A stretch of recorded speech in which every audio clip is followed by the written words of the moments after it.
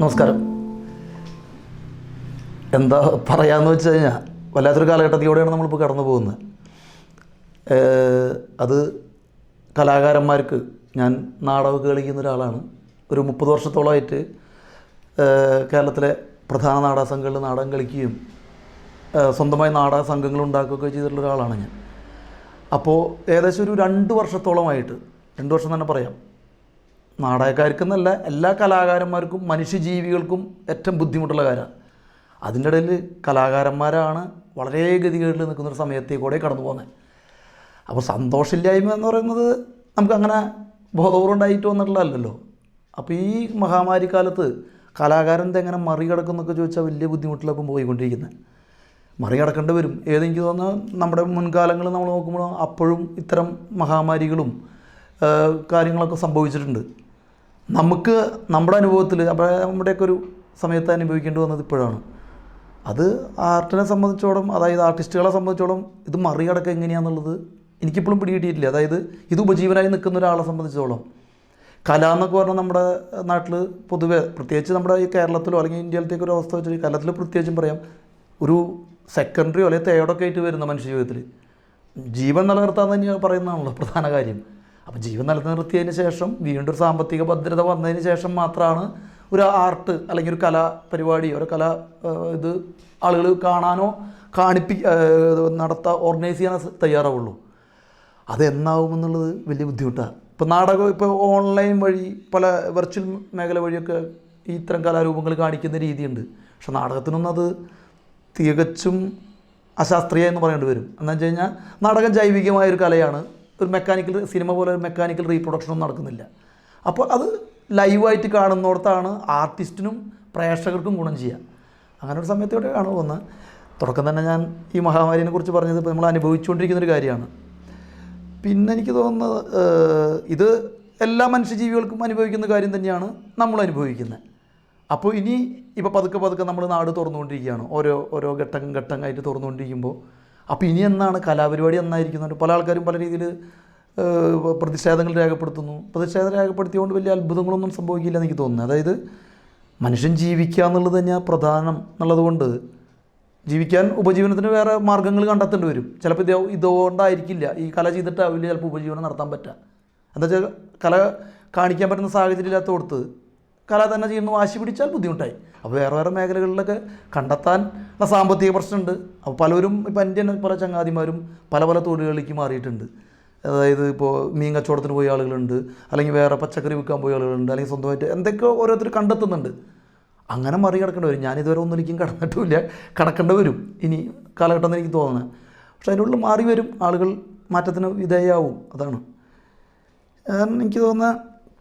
ഏകദേശം ഞാൻ പറഞ്ഞല്ലോ 30 വർഷം, ഏകദേശം 90 മുതലാണ് ഒരു മുഴുവൻ സമയം നാടകക്കാരനായിട്ട് ഇറങ്ങിയത്. അത് 1990 തൃശ്ശൂരിൽ വെച്ച്, ഞാൻ തൃശ്ശൂർ സ്വദേശിയാണ്. തൃശ്ശൂർ റൂട്ട് എന്ന് പറയുന്ന ജോസ് ചെർമലിൻ്റെ നേതൃത്വത്തിലുള്ള ഒരു സംഘത്തിലാണ് ഞാൻ ആദ്യം ഒരു പ്രൊഫഷണൽ സെറ്റപ്പിൽ ആദ്യമായിട്ട് കളിച്ചു തുടങ്ങിയത്.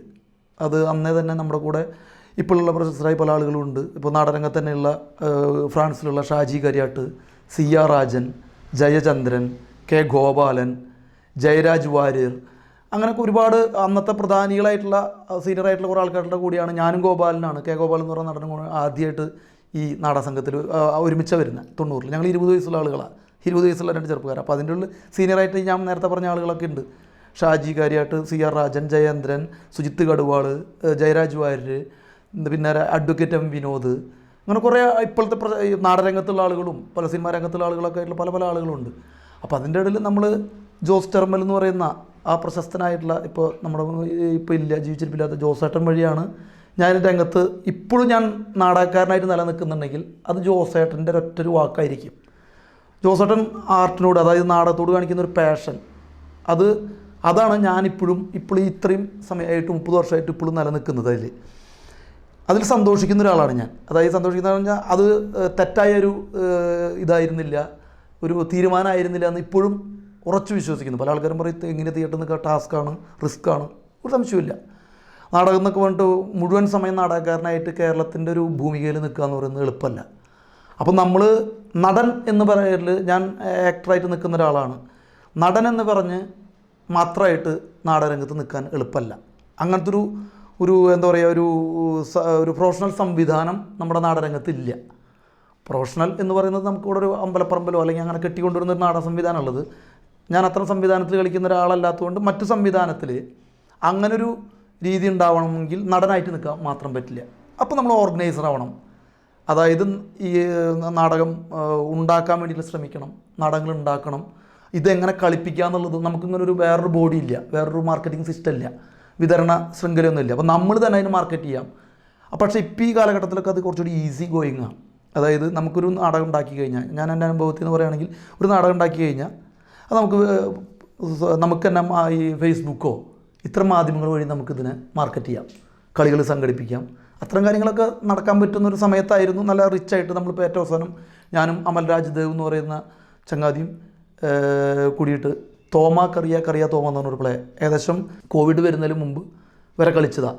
അതായത് 35ഓളം കളി കളിച്ചു. വീണ്ടും ഒരുപാട് കളികളുള്ള സമയത്താണ് ഇത് തകരാറായത്. ശ്യാം കൃഷ്ണ എന്ന് പറയുന്ന ഒരു പുതിയ ചെറുപ്പക്കാരൻ്റെ നാടകരംഗത്തെ അദ്ദേഹത്തിൻ്റെ ഒരു പുറത്തു വന്നിട്ടുള്ള പ്ലേകളിൽ ആദ്യത്തെ പ്ലേ ഇതായിരിക്കും. വേറെ നോവലുകൾ എഴുതിയിട്ടുള്ള ആളാണ്, സിനിമയ്ക്ക് എഴുതിയിട്ടുണ്ട് അദ്ദേഹം. പക്ഷേ നാടകം എന്നുള്ള രീതിയിൽ ഷോർട്ട് ഫിലിം എഴുതിയിട്ടുണ്ട്, കവിതകൾ എഴുതിയിട്ടുണ്ട്, ചിത്രം രചിച്ചിട്ടുള്ള ആളാണ് ശ്യാം കൃഷ്ണ. അദ്ദേഹത്തിൻ്റെ ആദ്യത്തെ ഒരു പുറത്തു വന്നൊരു നാടകമാണ് ഞങ്ങൾ കളിച്ചത്. അതിന് ഭയങ്കര റീച്ച് ഉണ്ടായിരുന്നു. അപ്പോൾ ഞാനും അമലും കൂടിയിട്ട് അതിനെ പരമാവധി രണ്ടാളുടെ രീതിയിൽ മാർക്കറ്റ് ചെയ്ത് സെൽഫ് മാർക്കറ്റ് ചെയ്തിട്ട് കളിച്ചിട്ടുള്ളൊരു പ്ലേ ആണ്. ഏകദേശം ഒരു 1.25 മണിക്കൂർ വരുന്ന രണ്ടാളുള്ള പ്ലേ സെലക്ട് ചെയ്യാനും കാരണം ഉണ്ടായിരുന്നു. ഞാൻ നേരത്തെ പറഞ്ഞ പോലെ കേരളത്തിൻ്റെ ഭൂമികയിൽ ഇപ്പോൾ ഒരു വലിയ വൻ പൈസ മുടക്കിയിട്ടൊരു നാടകം ഉണ്ടാക്കി കഴിഞ്ഞാൽ ആ പൈസ തിരിച്ച് കിട്ടാവുന്ന രീതിയിൽ കളികൾ കിട്ടില്ല നമുക്ക്. ഒരു 5-10 കളി കളിക്കും, അല്ലെങ്കിൽ 2 കളി കളിച്ച് നിൽക്കുന്ന നാടകങ്ങളാണ്. അപ്പോൾ ഈ രണ്ടാളുള്ള സമയത്ത് ഫ്ലെക്സിബിളായിട്ടൊരു നാടകം കളിക്കാനുള്ളൊരു അവസരത്തിന് വേണ്ടിയിട്ടാണ് ഞങ്ങൾ രണ്ടാളൊരു നാടകം സെലക്ട് ചെയ്യുകയും മിനിമൈസ് ചെയ്തിട്ട് ഒരു കൊച്ചു കാറിലോ അല്ലെങ്കിൽ ട്രെയിനിലും ട്രാവൽ ചെയ്തിട്ട് ചെയ്തിട്ടുണ്ട്. ഞങ്ങളെല്ലാം പാക്ക് ചെയ്ത് കൊണ്ടുപോകുന്ന രീതിയിലാണ് അങ്ങനെ ചെയ്ത്. അങ്ങനെ ഇനിയിപ്പോൾ ഞാൻ നമുക്ക് തോന്നുന്നത്, ഇപ്പോൾ ഞാൻ പല ചങ്ങാതിമാരായിട്ട് സംസാരിച്ചപ്പോൾ ഇനിയിപ്പോൾ ഈ സിറ്റുവേഷൻ കഴിഞ്ഞിട്ട് ഒരു നാടകം ഉണ്ടാക്കുകയാണെങ്കിൽ ഒരു ബിഗ് ബഡ്ജറ്റ് അല്ലെങ്കിൽ ഒരു വലിയൊരു ക്യാൻവാസിൽ ഒരു പ്ലേ ഉണ്ടാക്കിയാൽ എത്രത്തോളം കളിക്കാൻ പറ്റുന്ന കാര്യത്തിൽ എനിക്ക് യാതൊരു വിശ്വാസമില്ല. ഈ എത്ര സമയമെടുക്കും. അപ്പോൾ ഒരാളുള്ളതോ 2 ആളുള്ളതോ സെറ്റോ ഒന്നുമില്ലാതെ ഏറ്റവും മിനിമൈസ് ചെയ്തിട്ട് ബൈക്കിൽ ചെന്ന് കളിക്കാവുന്ന രീതിയിലുള്ള പ്ലേകൾ ഉണ്ടാക്കേണ്ടി വരും. ചിലപ്പോൾ അതിൻ്റെ പ്രതിഫലം ഭയങ്കര കുറവായിരിക്കും. അത് പൊതുവേ നാടിൻ്റെ അവസ്ഥ വെച്ചിട്ട്. അപ്പോൾ അത്തരം കാര്യങ്ങൾ ആലോചിക്കുന്ന സമയമാണ് ഒരു സോളോ പെർഫോമൻസ് ആണോ വേണ്ടത്, അല്ലെങ്കിൽ 2 ആളുടെ ആണോ, അല്ലെങ്കിൽ 3 ആളെ എന്നൊക്കെ പറഞ്ഞാൽ ആളുകളുടെ എണ്ണം കൂട്ടാതിരിക്കുന്നതിൻ്റെ പ്രധാന കാരണം ഇപ്പോൾ ഈ നമ്മളെ സംഘടിപ്പിക്കുന്ന സംഘാടകർക്ക് നമുക്ക് പൈസ തരുന്ന പഴയൊരു അളവ്. ഇപ്പോൾ ഞങ്ങൾ ഈ തോമാക്കറിയാമെന്നാണ് ഞങ്ങൾ 2 ആളുടെ പ്ലേ ഞങ്ങൾ കളിച്ചിരുന്നത് 35,000 കളിച്ചിരുന്ന നാടകം. ആളുകൾക്ക് വലിയ അത്ഭുതമായിരുന്നു. ഞങ്ങൾ കൃത്യമായിട്ട് പൈസ പറഞ്ഞ് ആ പ്ലേക്ക് അതിനുള്ള ക്വാളിറ്റി ഉണ്ടെന്നുള്ള രീതിയിൽ ഞങ്ങൾ മേടിച്ചത്. ഞങ്ങൾക്ക് തന്നിട്ടുണ്ട് എല്ലാവരും. ടീ അടക്കം ഔട്ട് ഓഫ് തിരുവനന്തപുരം ബേസ് ചെയ്തിട്ടാണ് പോസിറ്റീവ് ഫ്രെയിംസിൻ്റെ പേരിൽ ചെയ്തത്. അപ്പോൾ 35,000 കളിക്കുന്നു. കണ്ണൂർ വരെ കളിച്ചിട്ടുണ്ട്. ഔട്ട് ഓഫ് സ്റ്റേറ്റ് കളികളുള്ള സമയത്തായിരുന്നു ഇത് മിസ്സായി പോയത്. അപ്പോൾ ഇത്തരം സിറ്റുവേഷനിൽ കലാകാരന്മാർ മറികടക്കേണ്ടത് എങ്ങനെയാണെന്ന് വെച്ച് കഴിഞ്ഞാൽ അത്തരം കൊച്ചു പെർഫോമൻസുകളായിരിക്കും. ചിലപ്പോൾ 10 ആളുള്ള ആളുകളുടെ ചിലപ്പോൾ വീട്ടുമുറ്റത്ത്, അല്ലെങ്കിൽ ചെറിയ കൊച്ചു സദസ്സിൽ. അപ്പോൾ ചെറിയ ഈ അളവ് ഇപ്പോൾ ഈ 35,000 എന്ന് പറഞ്ഞാൽ ചിലപ്പോൾ 3,500 തീരാം. അതും കൂടി കാണേണ്ടി വരും. എന്ന് വെച്ചാൽ ആളുകളുടെ കയ്യിൽ സാമ്പത്തിക സ്രോതസ് കുറവല്ലേ. അത്തരം കാര്യങ്ങളിലായിരിക്കും ഇപ്പോൾ ഞാനൊക്കെ ഇനിയിപ്പോൾ ശ്രദ്ധിക്കാൻ പോകുന്നത്. ഞാൻ പല ചങ്ങാതിമാരായിട്ടും ഷെയർ ചെയ്തതാണ്. ഞങ്ങൾ ഇപ്പോഴത്തെ ഈ പാൻഡമിക് സിറ്റുവേഷൻ ഫസ്റ്റ് തരംഗം കഴിഞ്ഞിട്ട് ഇനിയൊരു തരംഗം ഉണ്ടാവില്ല എന്നുള്ള പ്രതീക്ഷയിൽ ഞങ്ങൾ 10 ആളോളം കൂടിയിട്ട് ഒരു വലിയൊരു നാടകത്തിൻ്റെ പണിപ്പുരയിലായിരുന്നു. 1 മാസത്തോളം അതിന് ക്യാമ്പ് ചെയ്തു ഷൊർണൂർ. ഞാൻ നേരത്തെ പറഞ്ഞ പേരുകളുള്ള CR Rajan, K Gopalan, James Eliya, Jose Koshy, Mallu P Sekhar, അങ്ങനെ രാംകുമാർ, സജിത് ആലുക്കൽ, ഉണ്ണിക്കുട്ട, അങ്ങനെ കുറേ ആളുകൾ, പിന്നെ സിജി, പിന്നെ ബിന്നി എന്നൊക്കെ പറഞ്ഞുള്ള കുട്ടി, അങ്ങനെയായിട്ടൊരു സംഘം നിലനിന്ന ഒരു 10 ആളോളം അഭിമന്യു എന്ന് പറയുന്ന അഭിമന്യു വിനയകുമാറിൻ്റെ അവൻ്റെ സ്ഥലത്ത് ക്യാമ്പ് ചെയ്യുകയും ഒരു പ്ലേ ഉണ്ടാക്കാൻ ശ്രമിച്ച ആളുകളാണ്. അപ്പോഴാണ് സെക്കൻഡ് തരംഗ ഹൗസ് വരികയും ഇനിയിപ്പോൾ അതൊരു 10 ആളുടെ വലിയൊരു ക്യാൻവാസിൽ പ്ലേ ഉണ്ടാക്കാൻ ശ്രമം ഉണ്ടായതായിരുന്നു. അതിൻ്റെ ഇംപ്രൈസ് ഒരു മാസത്തോളം ക്യാമ്പ് ചെയ്യുകയും ചെയ്തു, അതിനൊക്കെ പൈസ മുടക്കിയിട്ട്. പക്ഷേ ഇപ്പം ഇനിയിപ്പോൾ 2ാം തരംഗം വന്നതോടെ നമുക്ക് ആ പ്രതീക്ഷയും മറ്റുപോയി. പക്ഷേ പ്രതീക്ഷ പോകുന്നില്ല, മനുഷ്യനെപ്പോഴും ഇത്തരം കാര്യങ്ങൾ മറികടക്കണമല്ലോ. അപ്പോൾ എനിക്ക് തോന്നുന്നു നാടകം എന്നുള്ള രീതിയിൽ അങ്ങനെ തന്നെയാണ് ചെയ്യേണ്ടി വരിക എന്ന് തോന്നുന്നു. അത്തരം കൊച്ചു നാടകങ്ങൾ ഉണ്ടാക്കുകയും കുറച്ചും കൂടി ഞാനിപ്പോൾ ഇന്നാളും പറഞ്ഞത് ഭയങ്കര സീരിയസ് തന്നെയെങ്കിലും കുറച്ചും കൂടി എൻ്റർടൈനിങ് ആയിട്ടുള്ള പ്ലേകളായിരിക്കും ചിലപ്പോൾ ആളുകൾ റിസീവ് ചെയ്യാൻ തയ്യാറാവുക. എന്താ വെച്ചാൽ ഇപ്പോൾ ആളുകളുടെ ഒരു മാനസികാവസ്ഥ വേറെയല്ലേ. ചിലപ്പോൾ നമ്മൾ ഭയങ്കര സംഘർഷഭരിതമായൊരു ടെമ്പർമെൻറ്റ് ഒരു കൊച്ചു പ്ലേ ആയാലും വലിയ പ്ലേ ആയാലും ഉണ്ടാക്കി കഴിഞ്ഞാൽ ആളുകൾ റിസീവ് ചെയ്യാൻ, അപ്പോൾ അതുകൊണ്ട് ലളിതമായിട്ട് കുറച്ചുകൂടി കമ്മ്യൂണിക്കേറ്റ് ചെയ്യാവുന്ന രീതിയിൽ ഏറ്റവും രസകരമായിട്ടുള്ള ഒരു എൻ്റർടൈനിങ്ങും സട്ടിലായിട്ടുള്ള ആക്ടിങ് സ്വഭാവങ്ങളുള്ള പ്ലേകൾ ഉണ്ടാക്കുക. അത് ഭയങ്കര ബുദ്ധിവ്യായാമോ ഭയങ്കര ആക്രോബാറ്റിക്കോ അല്ലാത്ത പ്ലേകളാണ് ഗുണത്തിലാവാമെന്നാണ് എൻ്റെ ഒരു അഭിപ്രായം. വിരുദ്ധ അഭിപ്രായം ഉണ്ടാവാം നടന്മാരെന്ന രീതിയിൽ സംവിധായകർക്കും ഉണ്ടാവാം വേണമെങ്കിൽ. എനിക്ക് തോന്നുന്നു അതായിരിക്കും ആളുകൾ കുറച്ചുകൂടിയും ഭയങ്കര ഒരു ടെമ്പർമെൻറ്റ് മാനസികാവസ്ഥ ആയതുകൊണ്ട്. ഞാൻ ഒരു ആദ്യം അഭിനയിക്കുന്നത് എനിക്ക് തോന്നുന്നു 98-99 മരിച്ചുപോയി നമ്മുടെ പവിത്രേട്ടൻ, തൃശ്ശൂരുള്ള പവിത്രേട്ടൻ്റെ കുട്ടപ്പൻ സാക്ഷി എന്ന അദ്ദേഹത്തിൻ്റെ അവസാനത്തെ സിനിമയായിരുന്നത്. വളരെ മനോഹരമായൊരു സിനിമയാണ്. അതിലാണ് ഞാനൊരു ആദ്യമായിട്ട് സിനിമയായിട്ട് ബന്ധപ്പെട്ട് അഭിനയിക്കുന്നൊരു ഇത്. പിന്നെ എണ്ണം നോക്കുകയാണെങ്കിൽ ഒരുപാട് സിനിമയിൽ അഭിനയിച്ചിട്ടുണ്ട്. പ്രധാന വേഷക്കാരനൊന്നായിരുന്നില്ല സിനിമയിൽ. പരസ്യങ്ങൾ ചെയ്തിട്ടുണ്ട്. സിനിമയിൽ എന്ന് പറഞ്ഞപ്പോൾ ഇപ്പോൾ ഏറ്റവും അവസാനം അഭിനയിച്ചു എന്ന് പറയുന്നത് എനിക്ക് തോന്നുന്നത് മിഖായിൽ എന്ന് പറഞ്ഞ സിനിമയാണെന്ന് തോന്നുന്നുണ്ട്. അതിലൊരു വേഷം ചെയ്തിരുന്നു. പിന്നെ ടേക്ക് ഓഫ് എന്ന് പറഞ്ഞ സിനിമ, പ്രിയനന്ദൻ്റെ സിനിമകളിലൊക്കെ ഒരുവിധം വേഷങ്ങൾ ചെയ്തിട്ടുള്ളതാണ്. പ്രിയൻ എടുക്കാമെന്ന് വിചാരിച്ച് എൻ്റെ അടുത്ത ചങ്ങാതിയാണ്, നാടക സുഹൃത്താണ്. ഞാൻ ഒരു കേന്ദ്ര കഥാപാത്രമായിട്ടൊരു ഒരു സിനിമ പ്ലാൻ ചെയ്തിട്ടുണ്ടായിരുന്നു. KR രമേഷ് എന്ന് പറയുന്ന ഒരു പ്രശസ്തനായൊരു നാടകകൃത്തുണ്ട് കോട്ടയത്തിൽ. വളരെ പ്രശസ്തനായുള്ള നാടകരംഗത്ത് വരെ സീരിയസ് ആയിട്ടുള്ള അദ്ദേഹത്തിൻ്റെ സ്ക്രിപ്റ്റിനെ ബേസ് ചെയ്തിട്ട് ഒരു NB എന്നുള്ള ഒരു പേരിലൊരു പ്രോജക്റ്റ് പ്ലാൻ ചെയ്യുകയും ഞാനാണ് ഒരു നായക കഥാപാത്രമായിട്ട് അതിൻ്റെ സ്ക്രിപ്റ്റ് വർക്കൊക്കെ നടന്നാൽ. പിന്നെ സിനിമയല്ലേ, അപ്പോൾ അത് മാറിപ്പോവുകയും ചെയ്തു. ചിലപ്പോൾ ആ സിനിമ എനിക്ക് തോന്നുന്നു ഒരു 6 വർഷം മുമ്പാണ് അങ്ങനെ പ്ലാനിങ്, 5-6 വർഷം മുമ്പാണ് അത് മാറിപ്പോയി. അതിനുശേഷം ഇപ്പോൾ ഇനി ഒരു നഷ്ടപ്പെട്ടൊരു പ്രോജക്റ്റും ഉണ്ട് എനിക്ക്. അത് വളരെ ഒരു നഷ്ടമായിട്ട് തോന്നിയതാണ്. അതായത് മാലിക് എന്ന് പറയുന്ന നമ്മുടെ മഹേഷിൻ്റെ ആദ്യത്തെ പടത്തിൽ ഞാൻ ഒരു കൊച്ചു വേഷം ചെയ്തിട്ടുണ്ട്. മറ്റേ ടേക്ക് ഓഫ് എന്ന് പറഞ്ഞ പടത്തിലൊരു ചെറിയ വേഷമാണ് ചെയ്തിട്ടുള്ളത്. ഇതിൽ അത്യാവശ്യം ഒരു വലിയ വേഷമായിരുന്നു. മഹേഷിൻ്റെ അടുത്ത സുഹൃത്താണ്. അപ്പോൾ സജിമോൻ എന്ന് പറയുന്ന അദ്ദേഹത്തിൻ്റെ അസോസിയേറ്റ്, നമ്മളെല്ലാം അറിയുന്ന ആളുകളെയാണ്. അങ്ങനെ ഒരു വേഷം കിട്ടുണ്ടായി. അപ്പോൾ വേഷം കിട്ടുകയും സിനിമയുടെ ഒരു പ്ലാനിങ് ഡേറ്റൊക്കെ പറഞ്ഞു. അപ്പോഴേക്കും പ്രളയം വന്ന് ഡേറ്റ് വീണ്ടും മാറി. പിന്നെ പ്രളയം കഴിഞ്ഞിട്ട് വീണ്ടും ഷൂട്ട് തുടങ്ങിയപ്പോൾ വീണ്ടും ഡേറ്റ് പറഞ്ഞു. ഞാനും അതിലെൻ്റെ പ്രധാന വേഷം ഹാബി എന്ന് പറഞ്ഞ വേഷം ചെയ്തിട്ടുള്ള അമൽരാജ്, അമലും ഞാനും കൂടി ലൊക്കേഷനിൽ എത്തുകയും എനിക്ക് തോന്നുന്നു നവംബർ 14 മുതൽ 19 വരെയാണ് ഫസ്റ്റ് ഡേറ്റ്. പിന്നെ അത് കഴിഞ്ഞിട്ട് വേറെ ജനുവരിയിലൊക്കെ ഇറങ്ങുന്നുണ്ട്. അങ്ങനെ അവിടെ ചെല്ലുമ്പോഴും ആ ചെന്ന ഡേറ്റിൽ ഒരു ദിവസം സിനിമ ഷൂട്ട് നടന്നില്ല. വേറെ ദിവസം ഫഹദിനെന്തോ അസുഖം വന്നിട്ട് മാറിപ്പോയി. 19-നാണ് പിന്നെ 18 വരെ എൻ്റെ ഡേറ്റ് പറഞ്ഞിട്ടുള്ളൂ. എൻ്റെ കഷ്ടകാലത്തിന് അത് നീളുന്നു പറഞ്ഞപ്പോൾ എനിക്ക് സംശയം അടിച്ചു. വേറെ ഒന്നല്ല, ഇസ്രായേലിലേക്കൊരു യാത്ര ഉണ്ടായിരുന്നു ആ സമയത്ത് അമ്മേനെയും കൊണ്ട്. അത് 19-നാണ്. അപ്പോൾ ഞാൻ മഹേഷിനോട് പറഞ്ഞു, മഹേഷ് എനിക്ക് 19-ാം തീയതി പങ്കെടുക്കാൻ പറ്റില്ല. അപ്പോൾ എന്താണെന്ന് ചോദിച്ചു. സജി ഉണ്ടോ? സജി മോനോട് ചോദിച്ചു. ഞാൻ സ്ഥലത്തില്ല എന്ന് പറഞ്ഞപ്പോൾ അവർ പറഞ്ഞു, എന്താ നീ ഇപ്പോൾ വേറെ ഒരു സിനിമയിൽ അഭിനയിക്കേണ്ടത് ചോദിച്ചു. സിനിമയിൽ വേറെ ആവശ്യം നാടകം ഉണ്ടോ എന്ന് ചോദിച്ചു. ഇല്ല, ഞാൻ ഇസ്രായേൽ പോകാമെന്ന് പറഞ്ഞു. അങ്ങനെ ഇസ്രായേൽ യാത്രയിൽ ഒരു വലിയൊരു പ്രോജക്റ്റ് നഷ്ടപ്പെട്ടു. അത് കുഴപ്പമുണ്ടായില്ല. അത് നമ്മുടെ അമ്മേനെയും കൊണ്ട് എനിക്കൊരു വലിയ ട്രാവൽ പോകാൻ പറ്റി. ഇനിയൊന്നും അമ്മേനെ കൊണ്ട് നമുക്കങ്ങനെ നമുക്കങ്ങനെ ഒരു വിദേശ യാത്ര പറ്റില്ല എന്നുള്ള അവസ്ഥയിലാണ് അങ്ങനെ സംഭവിച്ചത്. ആ പ്രോജക്റ്റ് പോയി ചെറിയ പടം റിലീസ് ചെയ്തപ്പോൾ ചെറിയ വിഷമമൊക്കെ തോന്നി. എന്ന് വെച്ച് കഴിഞ്ഞാൽ നമ്മൾക്കൊരു വരാവുന്നൊരു ശ്രദ്ധിക്കപ്പെടുന്ന പടത്തിലൊരു വലിയ വേഷമൊക്കെ ആയിരുന്നു. അത് കഴിഞ്ഞിട്ടിപ്പോൾ ഒരു പടം ഉണ്ട്. ഇപ്പോൾ മലയൻ കുഞ്ഞെന്ന് പറഞ്ഞിട്ട് സജിമോൻ പ്രഭാകർ ആദ്യമായിട്ട് ചെയ്യുന്നത്. സജിൻ്റെ ഏറ്റവും അടുത്ത സുഹൃത്ത്. സജി വഴിയാണ് എനിക്ക് ഒരുപാട് സിനിമകളിൽ കൊച്ചു വേഷമായാലും സജിയെ എപ്പോഴും തന്നെ ഓർത്ത് വേഷം വിളിച്ചിരുന്നതാണ്. അപ്പോൾ സജി വഴി സജിമോൻ്റെ ആദ്യത്തെ പടം അതുമാരെ ഡേറ്റ് മാറി. ഇപ്പോൾ ഈ അടുത്ത മാസം ഷൂട്ട് ഉണ്ടാവുന്നു. വലിയ വേഷമൊന്നുമല്ല, എന്നാലും അവൻ പറഞ്ഞു ചെറിയ ശ്രദ്ധിക്കപ്പെടുന്ന വേഷമെന്ന് പറഞ്ഞിട്ടാണ് വിളിച്ചിട്ടുള്ളത്. അപ്പോൾ സിനിമയെ സംബന്ധിച്ചോളം എനിക്ക് തോന്നുന്ന സിനിമ ക്ലിക്കായാലാണ് നമുക്കൊരു വേഷമായാലും സിനിമ ചിലപ്പോൾ നമ്മുടെ വേഷം നന്നായാലും സിനിമ ക്ലിക്കാവേണ്ടി വരും.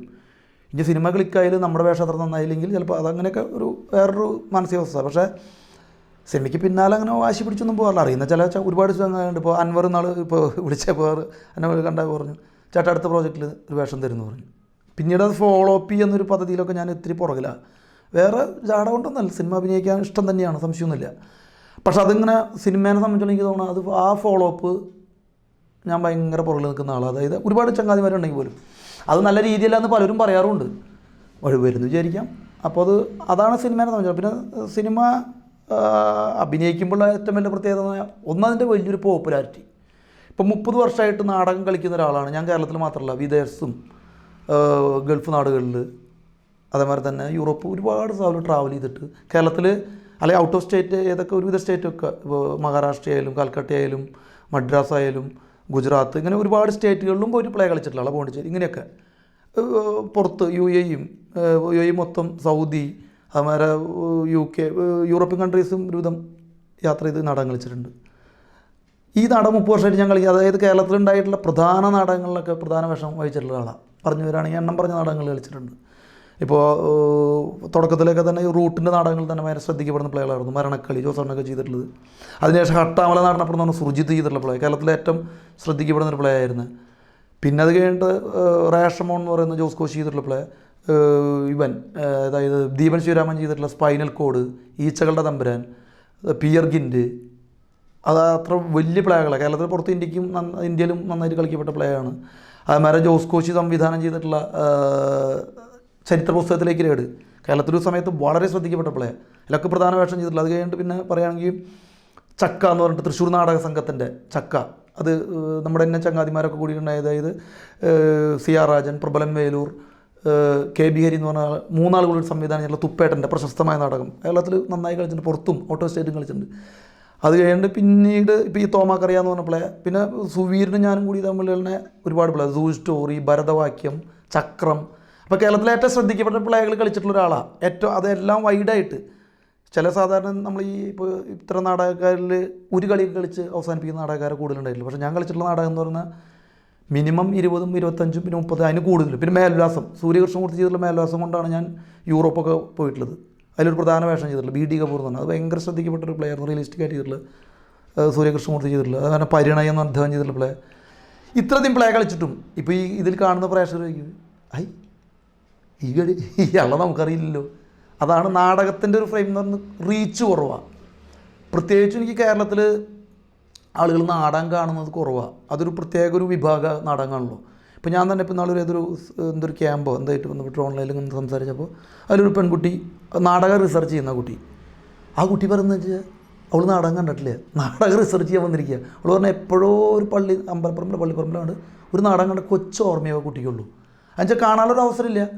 ഇന്നാൾ ഇതേമാതിരി തന്നെ ഒരു ക്ലബ് ഹൗസിനോട് ചർച്ചയ്ക്ക് പോയപ്പോൾ ഒരു പയ്യൻ പറഞ്ഞു, നമുക്ക് നാടകം കാണാൻ അവസരമില്ല. സ്ഥലം എവിടെയെന്ന് ചോദിച്ചപ്പോൾ എറണാകുളത്താണ്. അപ്പോൾ നാടകം തേടി പിടിച്ച് പോകേണ്ടി വരും. പക്ഷേ സിനിമ അതല്ല. സിനിമ നമ്മുടെ മുമ്പിലുണ്ട്. അപ്പോൾ സിനിമ നടന്മാർക്കാണ് പോപ്പുലാരിറ്റി വരുന്നത്, സ്വാഭാവികം. അപ്പോൾ അതുകൊണ്ട് ചിലപ്പോൾ ഒരു 30 വർഷം നാടകം അഭിനയിച്ച എനിക്ക് ചിലപ്പോൾ ഒരൊറ്റ സിനിമയിലത്തൊരു വേഷം കൊണ്ട് കംപ്ലീറ്റ് ആളുകൾ അറിയും. ഇപ്പോൾ ഈ പറയുന്ന പ്രേക്ഷകർ. അപ്പോൾ അതിൽ നമ്മൾ വേറെ ഒന്നും വിചാരിക്കേണ്ട കാര്യമില്ല. ഇപ്പോൾ ഞാൻ ഏതൊരു മുന്നേ ഒരു ഇൻ്റർവ്യൂ കൊടുക്കുന്ന സമയത്ത് കൈരളിയിലാണെന്നുണ്ട്, അതിൽ എൻ്റെ ഒപ്പം തന്നെ ഇരുന്നിരുന്ന ഒരു ചേട്ടൻ ഒരു പ്രൊഫഷണൽ നാടകം കളിക്കുന്ന ഒരാളാണ്.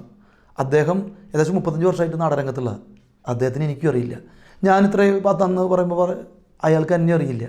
മറിച്ച് നമ്മൾ സിനിമാ നടനാണെങ്കിൽ ഈസിയാണ്. അപ്പോൾ റീച്ച് കുറവുള്ളത് കൊണ്ടും, അപ്പോൾ നടനെ സംബന്ധിച്ചിടത്തോളം എല്ലാവരും പ്രദർശനപരത ഉള്ള ആളല്ലേ. അപ്പോൾ സിനിമ അത് ഭയങ്കരമായിട്ട് പങ്കുവഹിക്കും. പിന്നെ സാമ്പത്തിക സ്രോതസ്സ്, അത് ചെറിയ കാര്യമല്ല. പോപ്പുലാരിറ്റിയും പിന്നെ അതിൻ്റെ ഈ പറഞ്ഞ പോലെയുള്ള സാമ്പത്തികമായിരിക്കും ചിലപ്പോൾ സിനിമയിലേക്കുള്ളൊരു നല്ലൊരു സാധ്യത. എനിക്ക് ഇപ്പോൾ തോന്നുന്നു ഇപ്പോൾ നമ്മുടെ ഈ പാൻഡമിക് സിറ്റുവേഷനിൽ സിനിമകളും പ്രതിസന്ധിയിലാണ്. ഇപ്പോൾ നേരത്തെ കല പറഞ്ഞ പോലെ തന്നെ സിനിമയുടെ കാര്യത്തിൽ ഭയങ്കര പ്രതിസന്ധി ഉള്ളത് അതിൻ്റെ പ്രദർശനമാണ്. അതായത് എനിക്ക് തോന്നുന്ന ഇത് കാണിക്കാനുള്ള പ്രേക്ഷകനെ കാണിക്കാമെന്ന് പറയുന്ന തിയേറ്ററുകൾ മുഴുവൻ അടച്ചിട്ടിരിക്കുകയാണ്. അപ്പോൾ ഈ തിയേറ്ററിൽ പ്രദർശിപ്പിച്ച് അതിൻ്റെ ഇൻകം കൊണ്ടാണല്ലോ ഇതിൻ്റെ ഒരു വിപണന സാധ്യത. അതിപ്പോൾ എത്രത്തോളം ഇനിയിപ്പോൾ പകുതി തുറന്നാൽ തന്നെ എത്രത്തോളം വിപണനം ഉണ്ടാവും.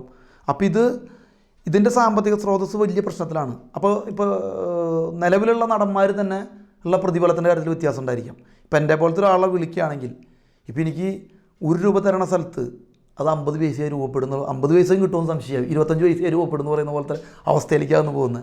പിന്നെ ഇത് മാത്രം ഈ തൊഴിൽ തന്നെ ചെയ്ത് നിൽക്കുന്ന ഒരുപാട് ചെറുപ്പക്കാരും മുതിർന്നവരൊക്കെ, അവർക്ക് വേറെ തൊഴിൽ ചിലപ്പോൾ ചെയ്യാനേ പറ്റില്ല. എന്ന് വെച്ചാൽ ഇതിൽ യൂസ്ഡ് അല്ലേ. വേറെ തൊഴിലേക്ക് ഒന്ന് മാറി സ്വിച്ച് ചെയ്യാൻ പറഞ്ഞാൽ എനിക്ക് തോന്നുന്നില്ല. അപ്പോൾ എനിക്ക് തന്നെ സ്വിച്ച് ചെയ്യാൻ ബുദ്ധിമുട്ടുണ്ട്. ഞാൻ ചിലപ്പോൾ എന്ന് പറയുമ്പോൾ ഇപ്പോൾ ഒരു 365 ദിവസം നാടകം കളിക്കുന്ന ഒരു ആളല്ല. ചിലപ്പോൾ എനിക്ക് 100 ദിവസമാവും നാടകം കളിക്കുന്നുണ്ടാവുക. എന്നാൽ പോലും വേറൊരു തൊഴിലേക്ക് സ്വിച്ച് ചെയ്യാന്ന് പറയുന്ന രീതി നടക്കില്ല. അപ്പോൾ അത് വലിയ പ്രതിസന്ധിയാണ് നേരിടേണ്ടി വരിക. അതെന്തായാലും ഇപ്പം ചിലപ്പോൾ ഗവൺമെൻറ് സംവിധാനത്തിലായിരിക്കും, ഗവൺമെൻറ്റായിരിക്കും ചിലപ്പോൾ ഇതിനെ മറികടക്കേണ്ട രീതിയെ മുന്നോട്ട് നയിക്കേണ്ടി വരാം. കലാകാരന്മാരെയൊക്കെ പരിഗണിക്കുന്ന കാര്യത്തിൽ ഗവൺമെൻറ് മറ്റുള്ള എനിക്ക് തോന്നുന്നു മറ്റു രാജ്യങ്ങളിലൊക്കെ ചെയ്യുന്ന രീതിയിൽ നമ്മൾ എത്തിപ്പെടേണ്ടി വരും. ഇപ്പോഴും ഗവൺമെൻറ്റൊക്കെ ഇത്തരം കാര്യങ്ങൾ സെക്കൻഡറി ഇതൊക്കെ ആയിട്ട് കലാകാരന്മാരെയൊക്കെ പരിഗണിക്കുന്ന കാര്യത്തിൽ കലാകാരന്മാരെ ഇപ്പോൾ ഇവിടെ എന്താ പറയുക, എനിക്ക് തോന്നുന്നത് ഓരോ മാറി മാറുന്ന രാഷ്ട്രീയ പാർട്ടികളും പരിഗണിക്കുന്നത് കലാകാരന്മാരെ അവരുടെ അതായത് പ്രചരണത്തിനുള്ള പ്രൊപ്പഗൻഡ, അത് നാടകക്കാരായാലും പാട്ടുകാരായാലും സിനിമക്കാർ അവരുടെ ഒരു പ്രചരണത്തിനുള്ള ഒരു പ്രചരണായുധം പോലെയൊക്കെയാണ് ഉപയോഗിക്കുന്നത്. അങ്ങനെയല്ല ആവശ്യം. കല എന്ന് പറയുന്നത് ഈ സിറ്റുവേഷനിൽ ഇപ്പോൾ ഇങ്ങനത്തെ ഒരു സിറ്റുവേഷനിലും കല കൊണ്ടായിരിക്കും ചിലപ്പോൾ മറികടക്കാൻ പറ്റുക. ആളുകൾക്ക് റിലാക്സേഷൻ ഒക്കെ വരിക എന്ന് പറയുന്നത് വലിയ കാര്യമല്ലേ. അതായത് ചിലപ്പോൾ വേറെ ഒന്നും ഉണ്ടാവില്ലല്ലോ. ഇപ്പോൾ നമുക്ക് ഭയങ്കര ടെമ്പർമെൻറ്റിൽ നിൽക്കുമ്പോൾ ചിലപ്പോൾ ഒരു നല്ലൊരു മ്യൂസിക് കേട്ടിട്ടായിരിക്കാം, അല്ലെങ്കിൽ ഒരു ചില ആളുകൾ ഒരു അഭിനയം കണ്ടിട്ടായിരിക്കാം, അല്ലെങ്കിൽ ഹ്യൂമർ ഒരു സാധനം കണ്ടിട്ടായിരിക്കും, അല്ലെങ്കിൽ ഒരു ചിത്രം. ഞാനിപ്പോൾ ഈ സിറ്റുവേഷനിൽ ഇപ്പോൾ ഇതായിട്ട് വിട്ട് പറയുകയാണെങ്കിൽ ലോകമേ തറവാട് എന്ന് പറഞ്ഞിട്ട് ആലപ്പുഴ വലിയൊരു എക്സിബിഷൻ നടക്കുന്നുണ്ട്. നമ്മുടെ ഇവരുടെ കൊച്ചി ബിനാല ഫൗണ്ടേഷൻ്റെ ബോസ് കൃഷ്ണമാചാരി ക്യൂറേറ്റ് ചെയ്തിട്ട് 267 മലയാളി കലാകാർ സ്ത്രീകളും പുരുഷന്മാരായിട്ടുള്ള ലോകത്തിൻ്റെ പല ഭാഗത്തുള്ള മലയാളി പ്രശസ്തരല്ലാത്തുള്ള കലാകാരന്മാരുടെ ഒരു എക്സിബിഷൻ നടക്കുന്നുണ്ട്. അപ്പോൾ ഞാനും സുനിൽ സുഗ എന്ന് പറഞ്ഞ നടനും കൂടിയിട്ട് കാണാൻ പോയപ്പോൾ എനിക്ക് തോന്നിയിട്ടുള്ള കാര്യം വെച്ചാൽ നമ്മൾ ഈ ഭയങ്കര കെട്ടി നിൽക്കേണ്ട ഇടയിൽ അങ്ങനത്തെ ഒരു എക്സിബിഷൻ കാണാൻ പോയി ഒരുപാട് റിലാക്സേഷൻ സംഭവിച്ചു. എന്നുവെച്ചാൽ കലയുടെ വേറൊരു ശില്പത്തിൻ്റെയും ചിത്രങ്ങളുടെയും വീഡിയോ ഇൻസ്റ്റലേഷൻ, പിന്നെ അതുമാതിരി വേറെ ഇൻസ്റ്റലേഷൻ, ഇതൊക്കെ കാണുമ്പോൾ നമുക്കൊരു വേറൊരു സ്പേസ് അല്ലേ. അപ്പോൾ കല കണ്ട് അങ്ങനെ ഉണ്ടാവും. അപ്പോൾ ആളുകൾ നമുക്കൊരു ശീലം കുറവുള്ള ആളുകളാണ് മലയാളി, എനിക്ക് തോന്നുന്നത്. ഇത്തരം എക്സിബിഷനൊക്കെ ബിനാല വന്നപ്പോൾ കുറച്ച് ചേഞ്ച് ആയിട്ടുണ്ട്. അപ്പോൾ ഇങ്ങനത്തെ സ്ഥലങ്ങൾ കാണാൻ മുമ്പ് അവിടെ ഓപ്പണാണ്. ഇപ്പോൾ ഞാൻ പറയുകയാണെങ്കിൽ സെപ്റ്റംബർ അവസാനം വരെ ഓപ്പൺ ആയിട്ടുള്ള സ്ഥലമാണ്.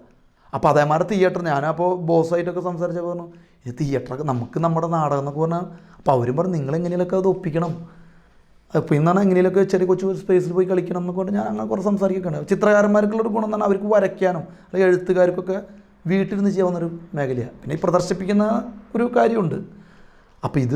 അപ്പോൾ ആ രീതിയിലുള്ള കലയായിരിക്കും ചിലപ്പോൾ ആളുകളെ മറികടക്കാൻ, ഈ പാൻഡമിക് സിറ്റുവേഷന് രോഗത്തിനെ മറികടക്കാനുള്ള സ്ട്രെസ്സിനെ മറികടക്കാൻ ഏറ്റവും നല്ലത് കലയായിരിക്കും. അത് സിനിമയോ നാടകമോ ചിത്രകലയോ സംഗീതമോ നൃത്തമോ ഏതാണെങ്കിൽ ആളുകൾക്ക് ചൂസ് ചെയ്തെടുക്കാൻ പറ്റുന്നൊരു സ്പേസ് ഉണ്ടാക്കണം. അത് ഗവൺമെൻറ് തലത്തിൽ ഉണ്ടാവണമെന്നാണ് എനിക്ക് എൻ്റെ ഇപ്പോൾ തോന്നുന്നൊരു കാര്യം. ഇപ്പോൾ ഇത്തരം നാടകമോ അല്ലെങ്കിൽ നൃത്തമോ സംഗീതമോ ഇതൊക്കെ ലൈവായി ജൈവികമായി കാണാവുന്ന രീതിയിൽ ലൈവ് കാണിച്ചു കൊടുത്തിരുന്ന സമയമാണ്. ലൈവാണ് കാണിച്ചിരുന്നത്. പാൻഡമിക് സിറ്റുവേഷൻ തൊട്ട് മുമ്പ് വരെ നമ്മൾ അങ്ങനെയാണ് ചെയ്തിരുന്നത്. ഇപ്പോൾ അത് എത്തിപ്പെട്ടിട്ടുള്ളത് ഈ പാൻഡമിക് സിറ്റുവേഷനിൽ നമുക്ക് കാണുന്നത്, ഇപ്പോൾ ഞാനടക്കം കാണുന്നത് എന്ന് വെച്ച് കഴിഞ്ഞാൽ ഓൺലൈൻ വഴി എന്ന് പറഞ്ഞാൽ അത് സാധ്യതയെ കാണുന്നുള്ളൂ. അപ്പോഴും മനുഷ്യനത് കാണാൻ ആഗ്രഹിക്കുന്നുണ്ട്. എനിക്ക് തോന്നുന്ന കലയുടെ ഒരു പ്രത്യേകത അതായിരിക്കും. ആളുകളിപ്പോൾ നാടകം ശരിക്കും ഈ എന്താ പറയുക ഒരു മൊബൈലിൽ കൂടെ കാണേണ്ടത് ഒന്നുമല്ല. പക്ഷേ ഇപ്പോഴത്തെ അവസ്ഥയിൽ അത് സാധ്യതയുള്ളൂ. ഇപ്പോൾ നിലവിൽ ഞാൻ ഓൺലൈൻ വഴി ഒരു നാടക മത്സരം ജഡ്ജ് ചെയ്തുകൊണ്ടിരിക്കുക. അപ്പോൾ എനിക്കും അതിൻ്റെ ഒരു വിരോധാഭാസം മനസ്സിലാവുന്നു. പക്ഷേ സാധ്യത അതുള്ളൂ. അങ്ങനെ അവരൊരു നാടക മത്സരം സംഘടിപ്പിക്കാനുള്ള ഒരു കാരണം മനുഷ്യർക്ക് ഇതൊന്നും റിലാക്സേഷൻ വേണ്ടേ. അപ്പോൾ നാടക സംഘങ്ങൾ കൊച്ചു നാടകങ്ങളുണ്ടാക്കി 10 മിനിറ്റുള്ള കൊച്ചു നാടകങ്ങളുണ്ടാക്കി ഷൂട്ട് ചെയ്ത് ഒറ്റ ഫ്രെയിമിൽ നാടകത്തിൻ്റെ ഫ്രെയിം വെച്ച് ഷൂട്ട് ചെയ്ത് അത് മത്സരം സംഘടിപ്പിക്കുന്നു. പിന്നെ ഈ അത് മ്യൂസിക്, പിന്നെ യുവജനോത്സവം നടന്നു. എന്തിനേറെ പ്രശസ്തമായ തൃശ്ശൂർ പുലിക്കളി നടന്നത് ഓൺലൈനിലാണ്. അപ്പോൾ അത് ഈ പുലിക്കളി കെട്ടുന്നതും പുലിക്കളി വേറൊരു പ്രത്യേക രീതിയിലുള്ള തൃശ്ശൂരിൻ്റെ വേറൊരു ചിത്രമാണത്. അതായത് ഒരു ജനാവലിയും പ്രത്യേക ഒരു ആളുകൾ ഭയങ്കര ശരീരമൊക്കെ ആയിട്ട് ഭയങ്കര അതിന് വേണ്ടിയിട്ട് ഞാൻ കണ്ടിട്ടില്ലെങ്കിൽ വരെ അത്ഭുതം തോന്നിയിട്ടില്ല. അതിനു വേണ്ടി തന്നെ വയറ് നിലനിർത്തും ചെറുപ്പക്കാരും. അതായത് വലിയ വയറ്, അതായത് ഈ പുലിക്കളിക്ക് ഒരു വർഷം പുലി കെട്ടാൻ വേണ്ടിയിട്ട് അതൊരു എന്താ പോലെ ഈ പറഞ്ഞ പോലെ നാടകം കളിക്കാനോ അല്ലെങ്കിൽ സർക്കസിൽ പോണ പോലെയൊക്കെ ഒരു പാഷനബിളായിട്ട് ചെയ്യുന്നതാണ്. കൂടുതലും തൊഴിലാളികളാണ് അതിൽ വരാറ്. അത് തൃശ്ശൂർ ബന്ധപ്പെട്ട് നിൽക്കുന്ന തൊഴിലാളികൾ. പിന്നെ അത് കഴിഞ്ഞിട്ട് വേറെ ആളുകളും ചെയ്യാറുണ്ട്. തൊഴിലാളികളാണ് തുടങ്ങി വെച്ചിട്ടുണ്ടാവാൻ വേണമെങ്കിൽ ഇതിൻ്റെ തൊഴിലാളികളാണ് ഇത് വേഷം കെട്ടാൻ ഭയങ്കര റിസ്ക് ആയിട്ടുള്ള. അത് ഓൺലൈനിലാണ് നടത്തിയത്. എന്തിനു പൂരം ഇങ്ങനെയൊക്കെ ഓൺലൈൻ്റെ ഒരു സംവിധാനം വരുമ്പോൾ എനിക്ക് തോന്നുന്നു മനുഷ്യരത് കാണാൻ തയ്യാറാണ്. എന്താ വെച്ചാൽ ഇപ്പോൾ അതാ സാധ്യതയുള്ളൂ. നമുക്കൊരു തിരക്ക് പുലിക്കളി പോലത്തെയോ അല്ലെങ്കിൽ ഇപ്പോൾ ഒരു തൃശ്ശൂർ പൂരം പോലത്തെയോ അവിടേക്ക് നമുക്ക് നേരിട്ട് ചെല്ലാൻ പറ്റില്ല. ചെല്ലാൻ പറ്റാത്ത സമയത്ത് ഇത് ഓൺലൈൻ വഴി വരും. അപ്പോൾ ആർട്ട് ഫോം എന്തായാലും നിലവിലുണ്ടാവും. രൂപവും ഭാവവും മാറിയിട്ടായിരിക്കും ചിലപ്പോൾ ഇനി കുറച്ച് കാലഘട്ടം നമുക്ക് കടന്നു കൊണ്ടുവരാം. അതിന് മറികടക്കുക. അപ്പോൾ അപ്പോൾ അതിൻ്റെ മറ്റുള്ള ഇപ്പോൾ പുലിക്കളി കാണുന്നതിൻ്റെ ഇപ്പോൾ തൃശ്ശൂർ റൗണ്ടിൽ മുഴുവൻ നടന്ന് കാണുന്ന പുലിക്കളിയുടെ ചിലപ്പോൾ റീച്ച് നമുക്ക് കാണുന്നവൻ പ്രേക്ഷകനോ കളിക്കുന്ന പുലിക്കളിക്കാരനോ കിട്ടില്ല. പക്ഷേ ഇത് ചെയ്യാതിരിക്കുന്നതോടുള്ളൊരു ഒരു ടെററുണ്ടല്ലോ, അവരുടെ ഒരു ഒരു എന്തായാലും ഇത് വേഷം കെട്ടുന്ന ആൾക്ക് അവർ എക്സ്പ്രസീവായിട്ട് ചെയ്യുന്നൊരു കാര്യത്തിനാണ് വേഷം കെട്ടുന്നത്. പുലിക്കളി ആയാലും ഇതൊക്കെ ഉപജീവന ഇല്ലായാലും ശരിക്കും പുലിക്കളി എന്ന് പറഞ്ഞാൽ പരിപാടിയിൽ ഉപജീവന പരിപാടിയല്ല അത് അവർ വേറൊരു രസകരമായിട്ടൊരു കാര്യം ചെയ്യുന്നതായിട്ട് എൻ്റെ അറിവ്. പൈസയ്ക്ക് ഉണ്ടെങ്കിൽ പോലും അതൊരു ഉപജീവന പരിപാടി വർഷത്തിലൊരു തവണ ചെയ്യുന്നൊരു പദ്ധതിയാണ്. പിന്നെ വല്ലപ്പോഴും വേറെ പോയി തമിഴ് സിനിമയിലൊക്കെ അഭിനയിക്കാനൊക്കെ പോയിട്ടുണ്ട് അതിൽ പല ആളുകളും. അപ്പോൾ ഞാൻ തന്നെ ഒരു സിനിമയായി ബന്ധപ്പെട്ട് വിളിച്ചിട്ടുണ്ട്. അപ്പോൾ അതിനൊക്കെയാണ് അവർക്ക് പണം കിട്ടാറുള്ളത്. മറ്റേന്ന് പറഞ്ഞാൽ അതൊരു ഓരോ ദേശക്കാരുടെ കളിയാണ്, അതുപോലും ഓൺലൈനിലാണ്. അപ്പോൾ ഈ നാടകങ്ങൾ ഓൺലൈനിൽ ഞാൻ പറഞ്ഞില്ലേ, നാടകങ്ങൾ ഓൺലൈനിൽ നടക്കുന്നുണ്ട്. എന്നെ സംബന്ധിച്ചോളം പേഴ്സണലി ഒരു നടൻ അല്ലെങ്കിൽ ഒരു നാടകക്കാരനെ സംബന്ധിച്ചോളം ഓൺലൈൻ അത്ര ഇഷ്ടപ്പെടുന്നൊരു കാര്യമൊന്നുമല്ല. പക്ഷേ സാധ്യത അതുള്ളൂ. അതായത് ഓൺലൈനിൽ നാടകം ഉണ്ടാക്കാൻ പറഞ്ഞ സമയത്ത് ഞാൻ ഉണ്ടാക്കിയിട്ടില്ല ഇതുവരെ. എനിക്കത് തോന്നുന്നത് വെച്ചാൽ നാടകം ഇപ്പോൾ ഒരു പാട്ട് ഓക്കെ, ഒരാളിത് പാട്ട് പാടുന്നതാണെങ്കിൽ വേണമെങ്കിൽ കേൾപ്പിക്കാം. അല്ലെങ്കിൽ ഒരു മറിച്ച് നാടകം എന്ന് പറയുന്നത് ഈ പ്രേക്ഷകനുമായി സംവദിച്ചുണ്ടാകുന്ന ഒരു കലാരൂപ. പ്രേക്ഷകൻ്റെ ഒരു ഇൻട്രാക്ഷൻ കൂടി കിട്ടേണ്ടി വരും. സിനിമ ഓൾറെഡി മെക്കാനിക്കൽ പ്രൊഡക്ഷൻ ആയതുകൊണ്ട് നമുക്ക് ഇപ്പോൾ OTT ആയാലും ചെറിയ പ്ലാറ്റ്ഫോമിലും ഫ്രെയിം ചെറുതാവുന്നു, തിയേറ്റർ മാറണം എന്നുള്ള പ്രശ്നമുള്ളൂ. കാഴ്ച നമ്മൾ മുമ്പ് വീഡിയോയിൽ കാണാറുണ്ട്. നാടകത്തെ സംബന്ധിച്ചോളം ആ സ്പേസിൽ വന്ന് കാണുന്നതാണ് പ്രധാനം. പക്ഷെ നമുക്ക് സാധ്യതയില്ലെങ്കിൽ ഈ ഓൺലൈൻ തന്നെയായിരിക്കും ചിലപ്പോൾ കുറച്ച് നാൾ വേണ്ടി വരാം. വാശി പിടിച്ചിട്ട് മാറിക്കണമെന്നൊന്നുമില്ല. ചിലപ്പോൾ നമുക്ക് ചിലപ്പോൾ ഇനി ഒരു മൂന്നാം തരംഗം ഉണ്ടാകരുതെന്ന് നമ്മുടെ ആഗ്രഹം. ഇനി ഉണ്ടായിക്കഴിഞ്ഞാൽ എന്തായിരിക്കും അതിൻ്റെ സിറ്റുവേഷൻ? അപ്പോൾ ചിലപ്പോൾ നമ്മൾ ഓൺലൈൻ കൂടെ ഈ പറഞ്ഞ ഈ വാശിയൊക്കെ വിട്ടിട്ട് ചിലപ്പോൾ ഒറ്റ സോളോ പെർഫോമൻസോ വലിയൊരു വൈഡ് ക്യാൻവാസിലുള്ള നാടകമൊന്നും അതിൽ വർക്കാവില്ല. എന്താ വെച്ചാൽ കാഴ്ച മാറില്ലേ. എന്നുവെച്ചാൽ നാടകം ഇപ്പോൾ 3 ഷൂട്ട് ചെയ്താലും 3 ക്ലോസ് കട്ട് ചെയ്താലും ഒന്നും സിനിമ പോലെ അത് ഈ പറഞ്ഞ പോലെ ലൈവ് ആർട്ടായതുകൊണ്ട് തന്നെ കട്ട് ചെയ്തെടുക്കുകയാണെങ്കിൽ പിന്നെ അതിൻ്റെ ഫോം മാറി. അതിപ്പോൾ പുലിക്കളിക്ക് ആ പ്രശ്നം വരുന്നില്ലേ. പുലിക്കളി പക്ഷേ ആ കാണുന്ന ഒരു സ്പേസിൽ കാണുമ്പോൾ അതിൻ്റെ രസത്തിന് ഇത് കിട്ടില്ലേ. പക്ഷേ ആളുകൾക്കൊരു ഭംഗി ഇപ്പോൾ നമ്മൾ ചെയ്യുന്നൊരു കാര്യത്തിന് അങ്ങനെ തന്നെ എടുക്കാം. അപ്പോൾ ഈ കാലഘട്ടം ആർട്ടിനെ എത്തിച്ചത് ഇങ്ങനെയാണെങ്കിലും മനുഷ്യൻ ആർട്ടിനെ ഇഷ്ടപ്പെടുന്നുള്ളതുകൊണ്ടാണ് ഇത് കാണാൻ പ്രേക്ഷകരുള്ളത്. ഇപ്പോഴും ആളുകൾ ഇപ്പോൾ എനിക്ക് തോന്നുന്നു ഇപ്പോൾ ഈ സമയത്ത് കുട്ടികളാണ് ഇത് ഏറ്റവും കൂടുതൽ കൈകാര്യം ചെയ്യുന്നത്. ഇപ്പോൾ ഈ വെബ് സീരീസുകൾ എത്ര എണ്ണം, ഒരുപാട് ആളുകൾ ഇതിൽ രംഗത്തുണ്ട്. അപ്പോൾ കുട്ടികൾക്ക് കാണാൻ നമ്മുടെ കൈവെള്ളയിലായിരുന്നിട്ട് നമ്മുടെ കൈവെള്ളയിലാണ് കാഴ്ച. മറ്റേത് നമ്മൾ അങ്ങോട്ട് തേടി ചെല്ലണം. ഇത് നമ്മുടെ മുമ്പിലേക്ക് വരുമ്പോൾ കാണാൻ റീച്ച് കൂടുതലാണ്, പക്ഷേ അതിൻ്റെ ആയുസ്സും കുറവാണ്. ഇപ്പോൾ ഒരു നാടകം കളിക്കുന്നതിനുള്ള പോലല്ല. ഇപ്പോൾ ഞാനൊരു കാര്യം പറഞ്ഞു കഴിഞ്ഞ് 10 മിനിറ്റ് കഴിഞ്ഞ് അടുത്തൊരാളുടെ വരുന്നത് ഇപ്പോൾ എന്ന് വെച്ചാൽ അത്രയധികം ഭയങ്കര ഇതിൻ്റെ ഉള്ളിൽ ഭയങ്കര കോമ്പറ്റീഷൻ പോലെയാണ്. ഒരുപാട് ആളുകൾ ഇങ്ങനെ വന്നുകൊണ്ടിരിക്കും. ഇപ്പോൾ ഒരു സിനിമ ഇപ്പോൾ എനിക്ക് തോന്നുന്നത് മാലിക് എന്ന് പറഞ്ഞ സിനിമ ചിലപ്പോൾ തിയേറ്ററിലാണെങ്കിൽ ഒരു 100 ദിവസം കൂടി ഇപ്പോഴും കളിച്ചുകൊണ്ടിരിക്കുന്നുണ്ടാവും. ഇപ്പോൾ ഈ കേരളം മുഴുവൻ അല്ലെങ്കിൽ ഇന്ത്യയിൽ അങ്ങനെ പല തിയേറ്ററിൽ കളിക്കുന്നുണ്ടാവും. XRY വേറെ ഏത് പടമായാലും. മറിച്ച് OTT വരുന്ന സമയത്തുണ്ടാവും നമ്മൾ കാണുന്നത്. ഞാൻ നമ്മൾ പല ആളുകളും ഷെയർ ചെയ്തു. എത്ര നല്ല പടമായാലും മാക്സിമം ഒരു 10 ദിവസം അല്ലെങ്കിൽ ഒരാഴ്ച കൊണ്ട് ഇതിൻ്റെ ചർച്ച പോകും. അടുത്ത പടം വന്നു, ഇപ്പോൾ വേറൊരു പടം വന്നു, ഇപ്പോൾ ഓം എന്ന് പറഞ്ഞ പടം വരുന്നു, അത് ചർച്ച പോകുക. എന്ന് വെച്ചാൽ അത് ഈ വെർച്വലായി ഈ രംഗത്തായതുകൊണ്ട് തന്നെ ടപ്പെന്നുണ്ട് ആ പ്രേക്ഷകൻ്റെ ഇടയിലേക്ക് എത്താം. മറ്റേതിപ്പോൾ നമ്മൾ തിരുവനന്തപുരത്ത് അല്ലെങ്കിൽ തൃശ്ശൂരോ ഒരു തിയേറ്ററിൽ വന്നു കഴിഞ്ഞാൽ മാക്സിമം ഒരു 3 തിയേറ്റർ ഉണ്ടെങ്കിൽ ഒരു ദിവസം ഒരു 1000, 500, 2000 ആൾ കണ്ടു തീർക്കും ഉള്ളൂ. ഇതല്ല, കോടിക്കണക്കിന് ആളുകൾ ഒറ്റ ടൈമിൽ കാണുന്നുണ്ട് അതിൻ്റെ. അപ്പോൾ അതിൻ്റെ സ്വഭാവം റീച്ചുണ്ട്. അപ്പോൾ കലയ്ക്ക് ഇങ്ങനെയൊരു ചേഞ്ച് നമ്മുടെ കാലഘട്ടത്തിൽ ഉണ്ടായി എന്നുള്ളതാണ് എനിക്ക് തോന്നുന്നത്. പോസിറ്റീവാണ്, എന്നാലും കാണുന്നുണ്ടല്ലോ. അപ്പോൾ ഈ രീതിയിൽ പാൻഡമിക് സിറ്റുവേഷൻ നമ്മൾ എത്തിച്ചിട്ടുള്ളത് പലതും നമ്മളെ പഠിപ്പിക്കും. ആർട്ട് ചെയ്യാനായാലും ജീവിതമായാലും പുതിയത് നമ്മളെ പഠിപ്പിക്കും. അത് നമ്മൾ മറികടക്കും ചെയ്യും. കടക്കണം, അതാണ് അതിൻ്റെ രസം. അല്ലാണ്ട് അത് പേടിച്ച് ആത്മഹത്യ ചെയ്ത ആളുകളുണ്ട്. എൻ്റെ തന്നെ ചങ്ങാതിമാർ മരിച്ചു പോയിട്ടുണ്ട് ഇതായി ബന്ധപ്പെട്ട്. ഈ എന്താ പറയുക, ഈ കൊറോണയെ ബന്ധപ്പെട്ട്. പിന്നെ എനിക്ക് ഏറ്റവും ഇതായി കൊറോണയെ ബന്ധപ്പെട്ടല്ല ഏറ്റവും വിഷമം ഉണ്ടാക്കിയൊരു കാര്യം എന്ന് പറയുന്നത് എൻ്റെ ഏറ്റവും അടുത്ത ചങ്ങാതിയായിട്ടുള്ള അനിൽ നെടുമങ്ങാട്. അദ്ദേഹം ഞങ്ങൾ ഒരുമിച്ച് ഒരുപാട് അവനാണ് ഇപ്പോൾ നാടകാവധി കുറവാണ് കളിച്ചിട്ടുള്ളത് എണ്ണത്തിൽ. അപ്പോൾ സ്കൂൾ ഓഫ് ഡ്രാമ കഴിഞ്ഞതിന് ശേഷം പിന്നെയുള്ള നാടകങ്ങൾ കളിച്ചത് മുഴുവൻ അവൻ കളിച്ച നാടകങ്ങളിൽ ഒരു നാടകത്തിലാണ് ഞാൻ ഒരുമിച്ച് കളിക്കാണ്ട് നിന്നിട്ടുള്ളൂ. അഭിനയ കളിച്ചിട്ടുള്ള നാടകത്തിൽ 1-2 നാടകത്തിൽ. ബാക്കി നാടകങ്ങൾ ഇപ്പോൾ ഈ ചണ്ട തമ്പുരാനായാലും സ്പൈനൽ കോഡ്, പിയർ ഗിൻഡ്, മേൽവാസിലോ ഒരു വട്ടം കളിക്കേണ്ടി വന്നിട്ടുണ്ട്. ചരിത്രോത്സവത്തിൽ ഒന്ന് കളിച്ചിട്ടുണ്ട്. പിന്നെ സ്കെച്ചുകൾ കളിച്ചിട്ടുണ്ട്. എൻ്റെ ഏറ്റവും അടുത്ത തിരുവനന്തപുരത്തുള്ള ചങ്ങാതികളിൽ തൃശ്ശൂർ മുതൽ പഠിക്കുമ്പോഴുള്ള ബന്ധം സിനിമാ രംഗത്ത് ഭയങ്കര നന്നായിട്ട് ക്ലിക്ക് ചെയ്ത സമയത്താണ് അദ്ദേഹത്തിൻ്റെ വേർപാടുണ്ടായത്. അത് ഈ വർഷത്തിലുണ്ടായ ഏറ്റവും വലിയ നഷ്ടത്തിൽ ഒന്നാണ്. എൻ്റെ കൂട്ടുകാരന്മാരിൽ എനിക്കിങ്ങനെ ഏറ്റവും അടുത്ത ചങ്ങാതി നഷ്ടപ്പെടാമെന്ന് പറയുന്നത് അവൻ്റെ വീടും കേട്ട് നല്ല ബന്ധം, അമ്മയും ചേട്ടനും ഒക്കെ ആയിട്ട് അത് വല്ലാത്തൊരു വേർപാടാണ് അത്. പക്ഷേ ഈ സമയത്ത് പിന്നെ നമുക്ക് എന്താ ചെയ്യാൻ പറ്റുക? ഒന്നും ചെയ്യാൻ പറ്റില്ല. അതൊരു പെട്ടെന്നൊരു അങ്ങനെ സിറ്റുവേഷൻ സംഭവിച്ചു. സുഹൃത്ത് എന്നുള്ള രീതിയിൽ നമ്മളിങ്ങനെ ഒരു സുഹൃത്തുക്കളെ ഓർമ്മിക്കാം.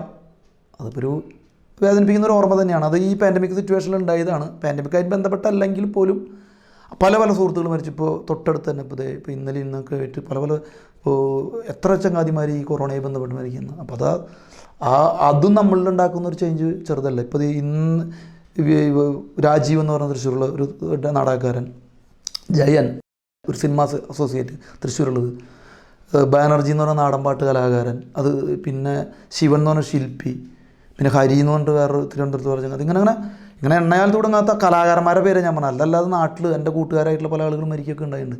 അപ്പോൾ നമ്മൾ ഈ മഹാമാരി അങ്ങനെ ഒരു വേദനയിലേക്ക് മൂടി കടത്തി വിടുന്നുണ്ട്. കരണം തെറ്റിയൽ മരണം, കലയൊരു ജീവിത പരീക്ഷണം. പാട്ട് പാടാൻ എനിക്കറിയില്ല, എന്നാലും ഇത് വളരെ മുമ്പ് ആരോ എഴുതിയിട്ടുള്ളതാണ്. കരണം തെറ്റിയാൽ മരണം, കലയൊരു ജീവിത പരീക്ഷണം. പക്ഷെ ജീവിത പരീക്ഷണമാണെങ്കിലും ആ പരീക്ഷണങ്ങളാണ് കലയെ മുന്നോട്ട് നയിച്ചിട്ടുള്ളത്. അത്തരം പരീക്ഷണങ്ങൾ, അതായത് അത്രയും റിസ്ക് ആയിട്ടുള്ളൊരു കാര്യമായിട്ടാണ് കലയെക്കുറിച്ച് പറയുന്നത്. എന്നുവെച്ചാൽ അത് പങ്കെടുക്കുന്ന ആർട്ടിസ്റ്റുകൾക്കായിരിക്കാം ആ റിസ്ക്കും ഈ പരീക്ഷണം വെച്ചിട്ട് ഈ പാൻഡമിക് സിറ്റുവേഷനിലും കലാകാരൻ എന്ന രീതിയിൽ ഞാൻ പേഴ്സണലി എൻ്റെ വ്യക്തിപരമായി പറയണേ, കലാകാരൻ എന്ന രീതിയിൽ ഞാൻ ഈ ജീവിത പരീക്ഷണത്തെ മറികടക്കും. നമ്മളെല്ലാവരും മറികടക്കും. കല കൊണ്ട് തന്നെ മറികടക്കും, ജീവിതം കൊണ്ട് മറികടക്കണമെന്നാണ് ഞാൻ ആഗ്രഹിക്കുന്നത്, ഓരോ മനുഷ്യനും ആഗ്രഹിക്കുന്നത്. അപ്പോൾ എനിക്ക് പറയാനുള്ളത്, എനിക്ക് പറയാനുള്ളത് ഞാൻ അങ്ങനെ ഓതൻറ്റിക്കായിട്ട് പറയില്ല. മനുഷ്യൻ കലയും ജീവിതവും വെച്ച് ഈ മഹാമാരിയെ മറികടക്കും എന്ന വിശ്വാസത്തോടെ എല്ലാവർക്കും